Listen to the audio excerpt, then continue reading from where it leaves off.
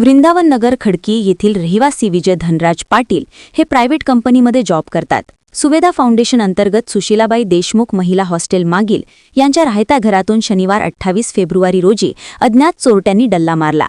पाटील कुटुंब शेगाव येथे दर्शनासाठी मुक्कामी गेले असता मध्यरात्रीच्या दरम्यान अज्ञात चोरट्यांनी बाहेरील प्रवेशद्वार व दरवाजाचे कुलूप तोडून घरामध्ये प्रवेश केला। कपाटामध्ये असलेले सोन्या चांदीचे दागदागिन्यांसह रोख रक्कम लंपास केली। यामध्ये सोन्याचे पत्ता, पोत, कानातले झुमके, चांदीचे दागिने, चांदीचे ग्लास व प्लेट व रोख 9,000 रुपये चोरून नेल्याचे पाटील यांनी सांगितले। शेजारी राहणारे दूध व्यवसाय करणारे महल्ले यांनी सकाळी उठले असता त्यांना प्रवेशद्वार व दरवाजा तुटलेला आढळून आल्याने त्यांनी जाऊन बघितले असता कुलूप तोडलेले दिसले। त्यांनी तात्काळ पाटील यांना फोन करून सर्व प्रकार सांगितला। विजय पाटील यांनी घरी पोहोचल्यानंतर खदान पोलीस स्टेशनला तक्रार दाखल केली।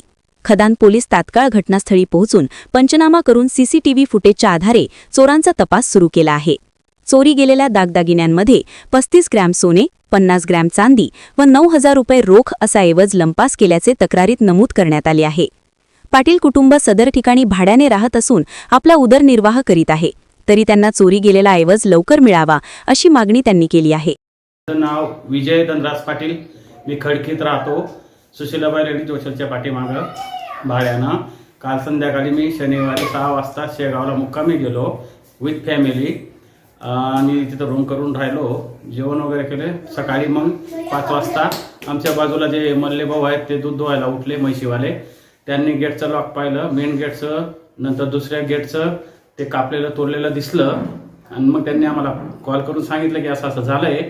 तर मग आम्ही ताबडतोब तिथून निघालो, घरी आलो आणि घरून लगेच खदान पोलीस स्टेशन खडकी अकोला, आपला खदान पोलीस स्टेशन अकोला यांना ताबडतोब गेलो आणि रिपोर्ट दिला आणि लगेच पोलीसवाले पंचनामा करायला आले। तर माझ्या घरात 35 ग्राम सोनं, 9,000 कॅश आणि 50 ग्राम चांदी एवढं माझ्या घरात होतं, पूर्ण गेलं आहे आणि ते मला लवकरात लवकर म्हणजे चौकशी करून मला मिळण्यात यावं।